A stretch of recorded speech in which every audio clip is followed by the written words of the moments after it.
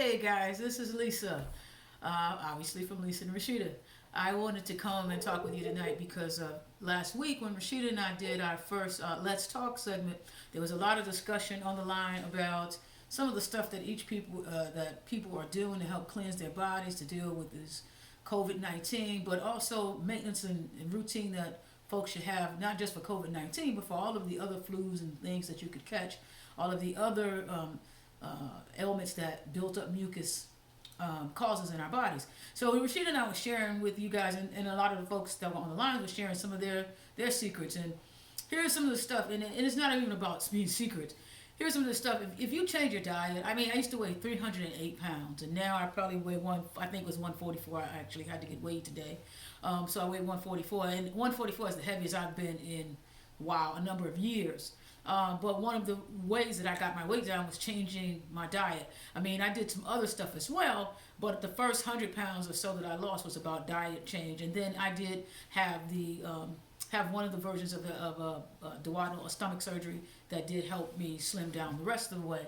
But changing your diet and keeping your body cleansed out and that kind of stuff goes a long way in helping us get rid of ailments or defend ourselves against ailments. So Rashida and I were sharing some of the stuff that we do every day.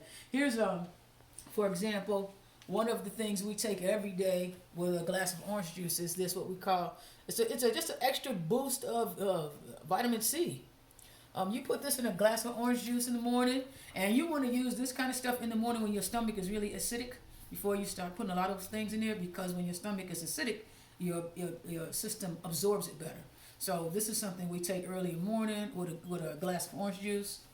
And then sometime in the afternoon. The other thing is our bodies never get enough green vegetables. And if you're not a green vegetable eater, and I remember not too long ago, everybody wanted to do these green smoothies, and they was grinding up all the green smoothie stuff. Well, this kind of is a cheater's way, because I don't be grinding up all that stuff. This is the cheater's way. You put a scoop of this in some apple juice and throw a banana or some other fruit or fresh fruit in the mix with it and whip it up, and then you've got the same effect of the green smoothie had. And so it keeps you cleansed out, but it gives you all of the vitamins and stuff you need from the green stuff or the green vegetables that we don't always have time to eat or we just don't like.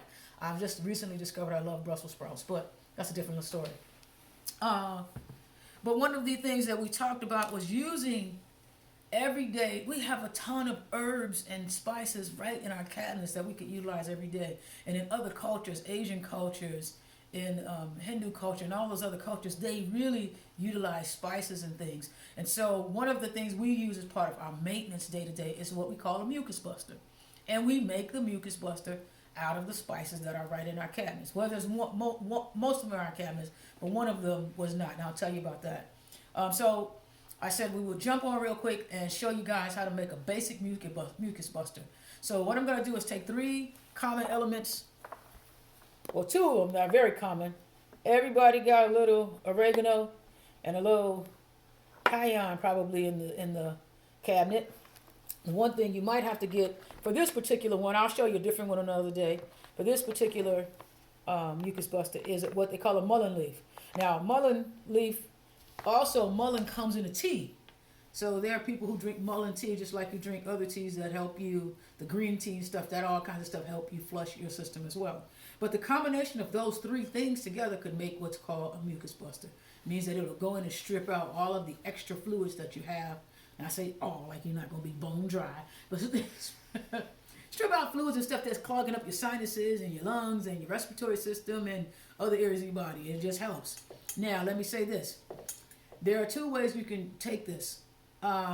When we first started, because we needed to freshly cleanse, we drank a lot of water and we took 6 caplets a day for 30 days. That's what you should do when you first get started.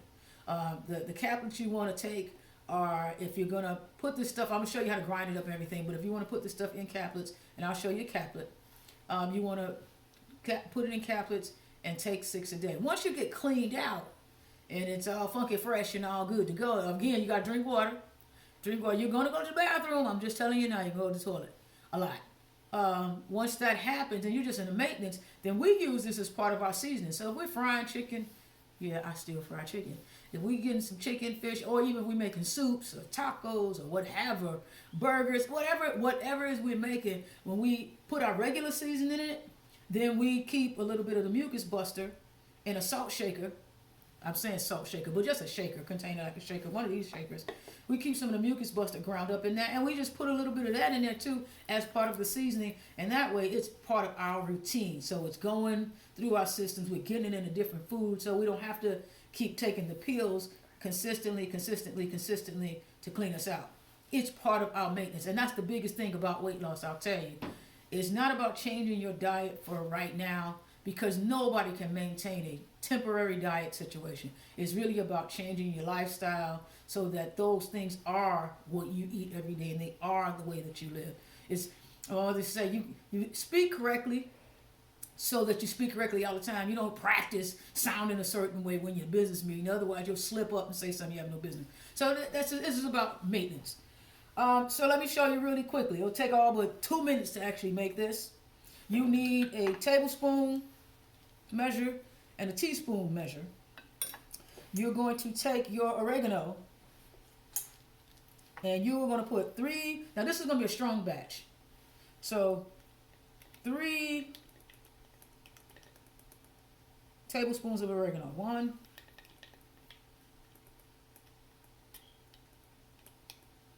2,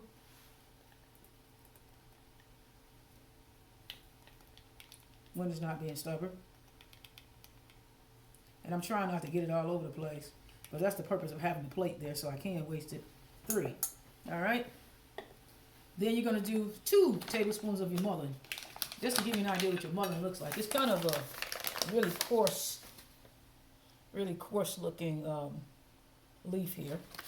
So you're going to take 2 scoops of mullein. I ain't going to say it looks like lint that comes out the dryer, out of the trap in the dryer, but that's kind of what it looked like. And it's ground up. So you have 2 of mullein, and then you're going to take your teaspoon and you're going to put a teaspoon of oregano.